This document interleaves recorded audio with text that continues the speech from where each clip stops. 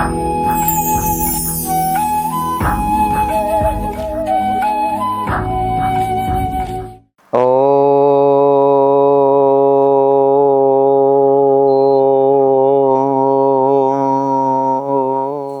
గురుభ్యో నమః. శ్రీ మహాగణాధిపతే నమః. శ్రీమాత్రే నమః. నీళాతుంగస్తనగిరితటీ సుప్తముద్బోధ్య కృష్ణం పారార్జ్యం స్వం శృతి శతశిరసిద్ధమధ్యాపయంతి స్వచ్చిష్టాయాం స్రజిని గళితం యా బలాత్కృత్య భుంక్తే గోదా తస్యై నమ ఇదమిదం భూయ ఏవాస్తు భూయః.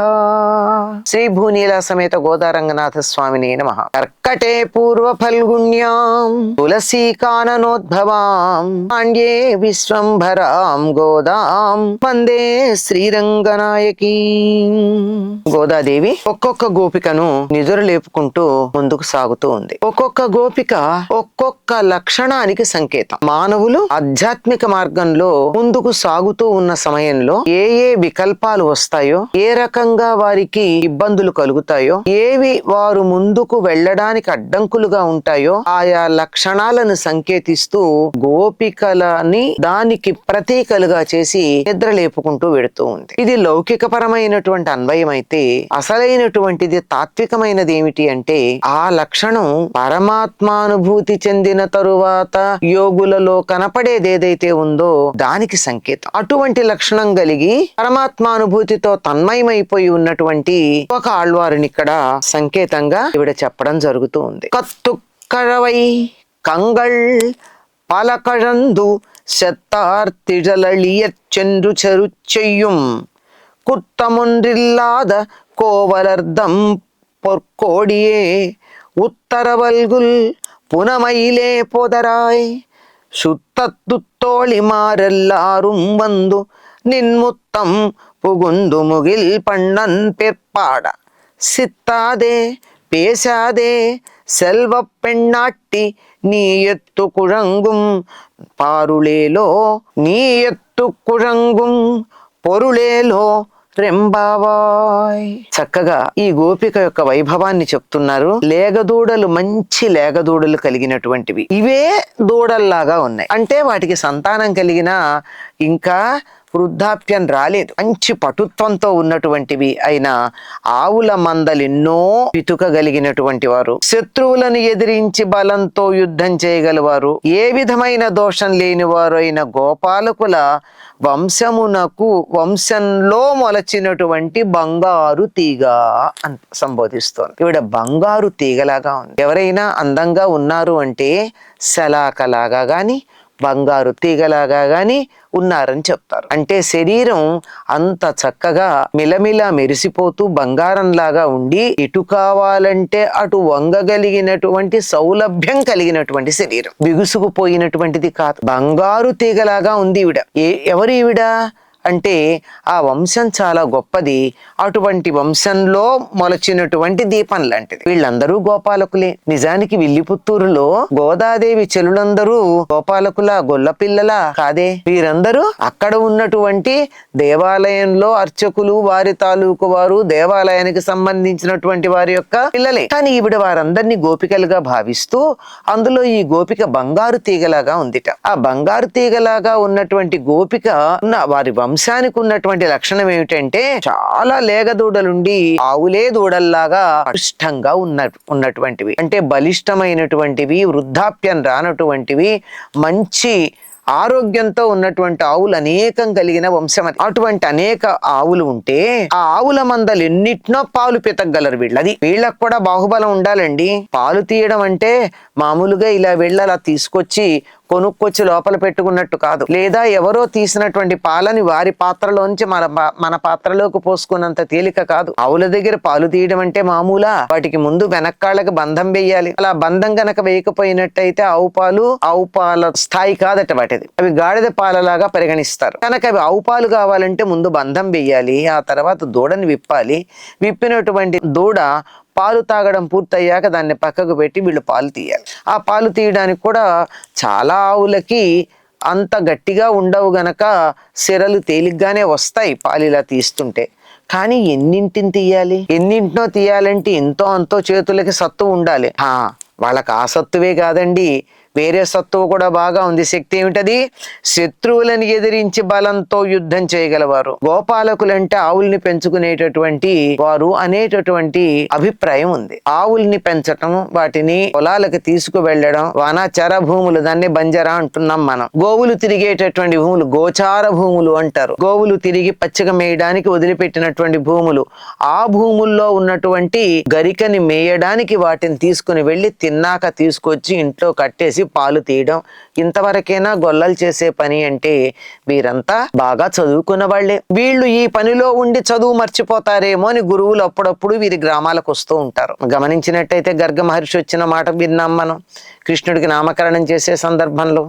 తరువాత మరొక్కసారి ఋషులు వస్తూ ఉన్నప్పుడు కృష్ణుడు కుమారుడైనటువంటి సాంబుడు వారిని బాధించడం గురించి, వారిని వేళాకోళం చేయడం గురించి, పరిహాసం చేయడం గురించి విన్నాం.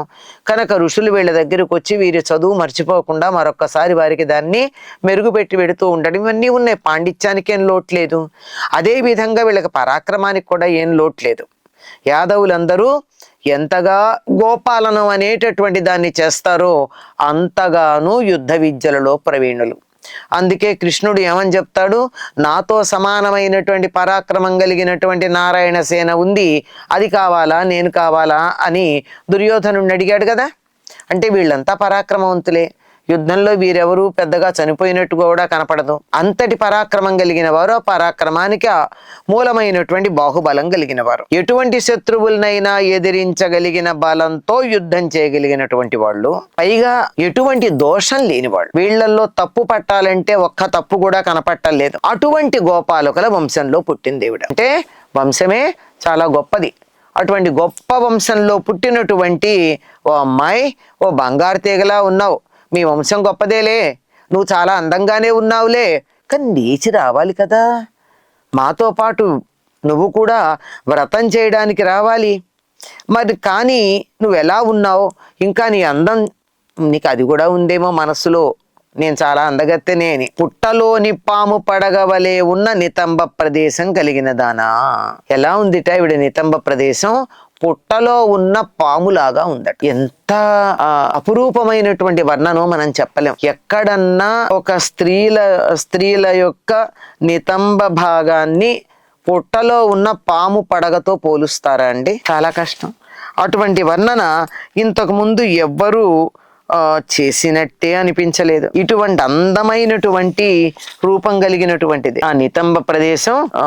పుట్టలో చుట్టలు చుట్టుకొని పడుకొని ఉన్న పాము పడగలాగా ఉందిట. పాము పడగ పడుకున్నప్పుడు ఏమవుతుందంటే తల ఇలా ఉంచుతుంది. పడగ ఇలా ఉంటుందేమో, చెయ్యిలాగా ఇలా ఉంచితే ఈ పై భాగం ఎత్తుగా ఉంటుంది. ఈవిడ నితంబ ప్రదేశం అలా ఉన్నతంగా సమున్నతంగా కనపడుతూ ఉంది. ఇక్కడ చెప్పాలి అంటే గోదాదేవికి ఉన్నటువంటి యోగ శాస్త్ర పాండిత్యం బయటపడుతూ ఉంది. ఎందుకంటే ప్రతి మనిషికి కూడా ఆ మనిషిలో ఉన్నటువంటి కుండలిని శక్తి మూలాధారంలో 3.5 చుట్టలు చుట్టుకొని తల అంటే పడగ కిందకి వంచి నిద్రిస్తున్నట్టుగా చెప్పబడుతూ ఉంటుంది. అంటే ఈ యోగ శాస్త్రం ఏదైతే ఉందో, కుండలిని యోగం అని దేని గురించి అయితే చెప్తారో అటువంటి యోగాన్ని గురించిన వివరాలు తెలుసు.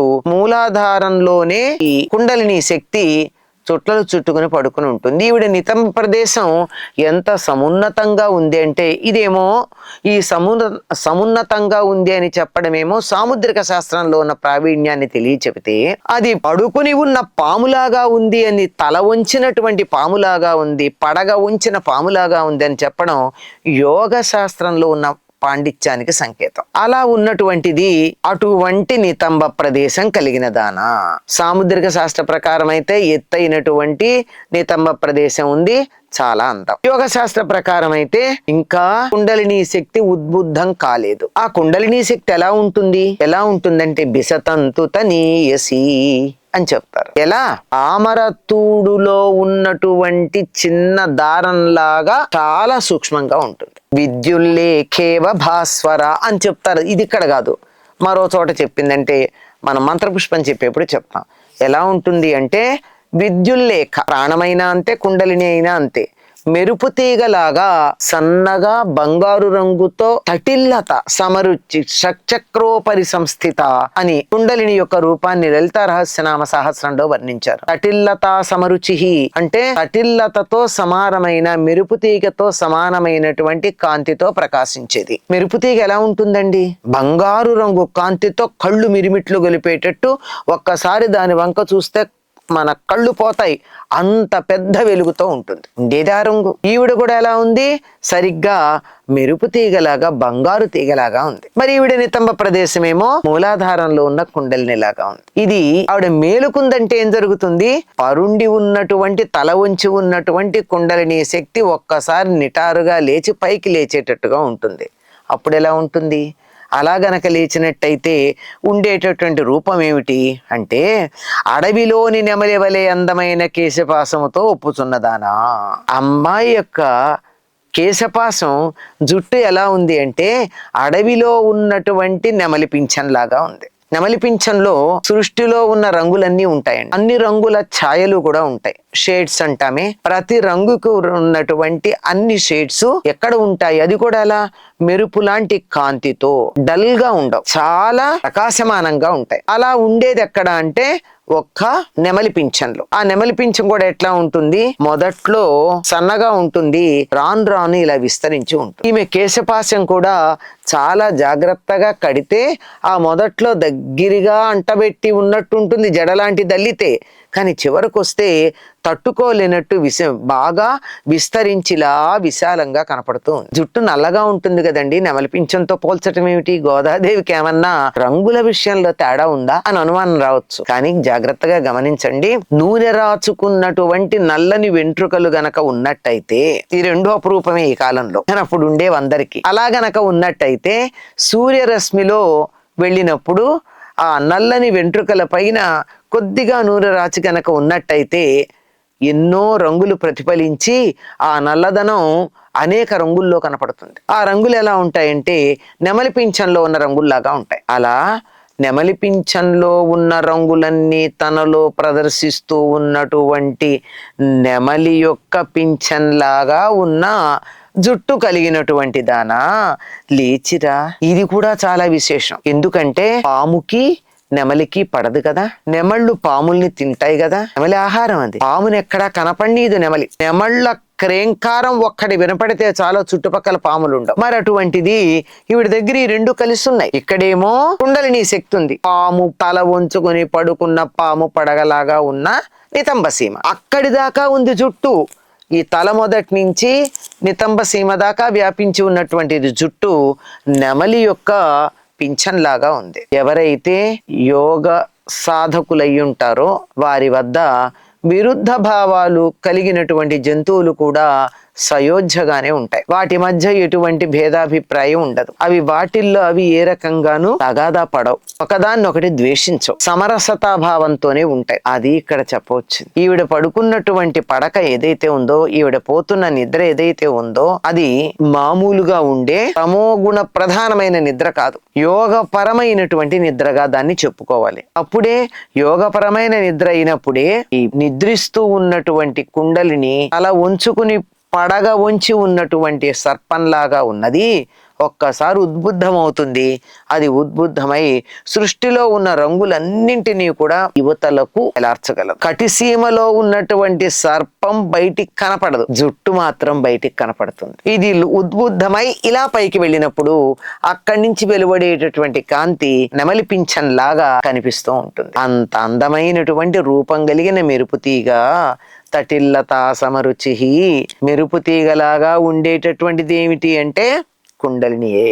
అందరు జీవుల్లోనూ మానవులందరిలోనూ ఉంటుంది అది. అయితే అది ఊర్ధ్వ ప్రచారం ఎంతవరకు చేస్తుంది అన్నదే వారి వారి సాధనను బట్టి యోగ్యతను బట్టి ఉంటాయి. కనుక అంత అందమైనటువంటి కుండలిని స్వరూపంగా ఉండే ఓ బంగారు తీగ లాంటి ఓ చెలి నిద్రలేమ్మా. మరి చుట్టాలు చెలికత్తెలు మొదలుగా అందరూ వచ్చారు. అదేమిటి నన్ను నిద్ర లేపుతున్నారంటావేమో, అందరం వచ్చాం కదా, నీ బంధువులు వచ్చాం, నీ చెలుడం వచ్చాం, మేమందరం వచ్చి ఇక్కడ చేరున్నాం, నువ్వు ఇంకా నిద్రపోతే ఏం బాగుంటుంది. అందరూ నీ ఇంటి ముందర చేరి ఉన్నారు. ఎందుకు అంటే నీలమేఘవర్ణుడైన కృష్ణునామాన్ని కీర్తిస్తున్నారు. ఇక్కడ ప్రత్యేకంగా కృష్ణుడని చెప్పి ఊరుకోకుండా నీలమేఘవర్ణుడు అంటూ. నీలమేఘవర్ణుడు అంటే నల్లని మేఘం లాంటి రంగు కలవాడు. నల్లని మేఘానికి ఉన్న లక్షణం ఏమిటంటే వర్షించే లక్షణం ఉంటుంది. నల్లని మేఘాన్ని చూస్తే నెమలి ఆడుతుంది. మరి నెమలి పింఛం లాంటి జుట్టు ఉన్న నువ్వు లేవాలి అంటే నీలో చలనం కలిగించి చైతన్యం కలిగించటానికి కృష్ణుణ్ణి గురించి మేము పాటలు పాడుతున్నాం, కృష్ణుణ్ణి వర్ణిస్తున్నాం. నీలమేఘ వర్ణం కలిగినటువంటి కృష్ణుణ్ణి అంటే వర్షించటానికి సిద్ధంగా ఉన్న మేఘం లాంటి రంగున్న కృష్ణనామాన్ని కీర్తిస్తూ నీ ముంగిట్లో నువ్వు ఉన్నాము మేమందరం. మరి అలాంటి కీర్తన చేసేటప్పుడు నీకోసమే కదా మేం చేస్తున్నాం. అది ఇప్పుడు చేస్తున్నాం, అక్కడికి వెళ్ళాక ఆలయంలో చేసేది వేరు. ఇప్పుడు నీ గుమ్మంలో నిలబడి మేం చేస్తున్నది ఇది. కనుక నువ్వు ఈ కీర్తన విని ఇంకా ఉలకక పలకక ఉన్నావు, ఇంకా మాట్లాడటలేదే, పలకట్లేదే. పలకవలసింది నువ్వు, పలకవలసినటువంటి సమయం ఆసన్నమైంది. ఓ సంపన్నురాలా, నీ నిద్రకు అర్థం ఏమిటో చెప్పు అంటే ఇది మామూలు నిద్ర కాదు అని అర్థం అవుతోంది. ఇది సామాన్యంగా అందరూ పోయేటటువంటి తమోమయమైన నిద్ర కాదు, తమోగుణ ప్రధానమైన నిద్ర కాదు. గనక ఈ నిద్రకి ఏమిటో వేరే అర్థం ఉండుంటుంది. అది యోగ నిద్ర. సొమ్మసిల్లిపోయావా, ఆనందంలో ఉన్నావా, కదల్లేకుండా ఉన్నావా, ఇంద్రియాలు పనిచేయడం లేదా, విషయం ఏమిటి? నువ్వు ఇలా నిద్రపోవడానికి, కృష్ణుణ్ణి నిద్ర లేపడానికి అందరం బయలుదేరి పెడుతూ నీ గుమ్మంలో నిలబడి మేము కృష్ణనామం జపిస్తూ ఉంటే నువ్వు ఏమాత్రం చలనం లేకుండా కనీసం ఉండండి వస్తున్నాను అలాంటి మాటలు కూడా ఏం మాట్లాడటం లేదు, ఉలుకు పలుకు లేకుండా ఉన్నావు. అటువంటి నీ నిద్రకి ఉన్న అర్థం ఏమిటో మాకు తెలియచెప్పవలసినది అని చెప్పి గోదాదేవి అడుగుతూ ఉంది. ఈ చెలి ఎవరు అంటే కుండలిని ఉద్బుద్ధం అవడానికి సిద్ధంగా ఉన్నటువంటి ఒకానొక యోగ స్థితిలో ఉన్నటువంటి ఆళ్వారుగా మనం చెప్పుకోవాల్సి ఉంటుంది. ఈయన్ని పెరియాళ్వారుగా చెప్తారు, కొంతమంది నమ్మాళ్వారు అన్నారు. ఈవిడ పెరియాళ్వారుని నిద్రలేపదు కనుక ఇది పొరపాటు మరొక ఆళ్వారు అయి ఉంటారు అనేటటువంటి భావన కూడా ఉన్నది.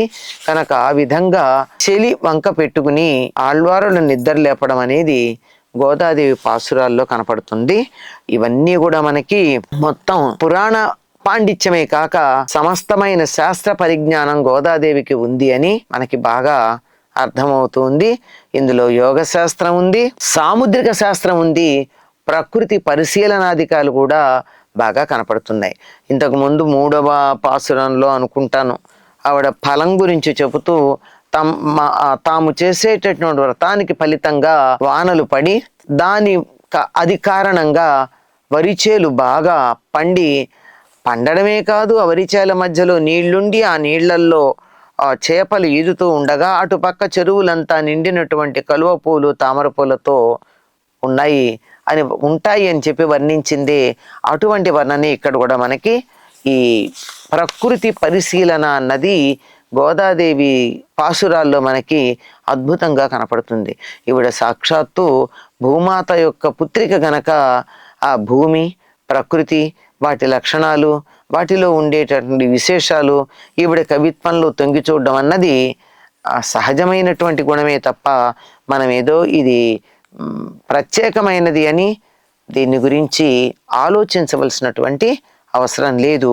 అన్ని చోట్ల కనపడుతూ ఉంది. ఇందులో మళ్ళీ ప్రత్యేకంగా ప్రతీకాత్మకంగా ప్రకృతి వర్ణన దర్శనమిస్తూ ఉంది. ఈ పాసురంలో గొల్లపల్లెలో ఉండేటటువంటి గోవుల యొక్క సంపద, గోపాలకుల యొక్క వైభవం, వారి యొక్క పరాక్రమం, వారికి ఉండేటటువంటి పాండిత్యాదులు, వారి నిర్మలమైనటువంటి జీవితం ఇవన్నీ కనపడుతున్నాయి. మామూలుగా గోపాలురు అనుకోగానే ఏదో గొల్లలు ఆవుల్ని మేపుకుంటారు అంత మాత్రమే కాదు అర్థం. ఇందులో మరి వారి యొక్క విశేషమైనటువంటి లక్షణాలని చెబుతూ ఉంది. ఈవిడ్ని ఆ వంశంలో పుట్టినటువంటి మెరుపు తీగ అని చెప్పి బంగారు తీగ అని వర్ణించటం ఉంది. అందరూ వచ్చారు. ఎవరెవరు వచ్చారండి వీడిని నిద్రలేపడానికి? స్నేహితురాండ్రు మాత్రమే కాదు, బంధువులు కూడా వచ్చారు. ఎవరి బంధువులు? గొల్లపల్లెలో ఉన్న బంధువులా? వీరందరూ ఆత్మబంధువులు. ఈ ఆత్మబంధువులందరూ కలిసి వచ్చి నిన్ను నిద్రలేపుతున్నారు, నువ్వు ఇంతసేపు పడుకోవడం సరైనటువంటి పద్ధతి కాదు. ఎక్కడో ఆలయానికి వెళ్ళడానికన్నా ముందుగానే ఇక్కడ కృష్ణ కీర్తనం చేస్తూ ఉన్నాం, మరి నువ్వు ఎందుకు మాట్లాడటం లేదు?